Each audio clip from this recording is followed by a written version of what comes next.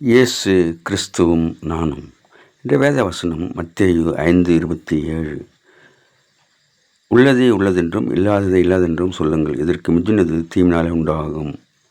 அன்பான சகோதர சகோதரிகளே, ஆண்டவர் மலைப்பிரசங்கத்திலே உண்மையை சொல்ல வேண்டும் என்று அவர் விரும்புகின்றார். இருக்கின்றதை சொல்ல வேண்டும் என்று அவர் சொல்லுகின்றார். மற்றவர்கள் பார்க்கிறார்கள், மற்றவர்கள் நம்மை பார்த்து பெருமை அடைய வேண்டும், மற்றவர்கள் நம்மை பார்த்து புகழ வேண்டும் என்று சொல்லி இல்லாததையெல்லாம் சொல்லக்கூடாது, உள்ளதை உள்ளதென்று சொல்ல வேண்டும் என்று ஆண்டவர் நமக்கு அறிவுரை கூறுகின்றார். ஆம், நாம் கொஞ்சத்திலே உண்மையாக இருந்தால் அநேகத்திலே அதிகாரியாக வைப்பேன் என்று ஆண்டவர் சொல்கின்றார்.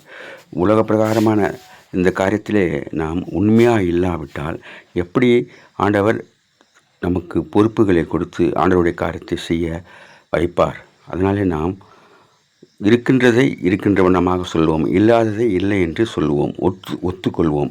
மற்றவர்கள் பெருமை அடைய வேண்டும், மற்றவர்கள் நம்மை புகழ வேண்டும் என்று இல்லாததெல்லாம் சொல்லக்கூடாது என்று ஆண்டவர் விரும்புகின்றார். Have a blessed day. God bless you. Give your heart to God, your hand to man. Live in God's word, live on your knees. Thanks for watching. Like, share, subscribe.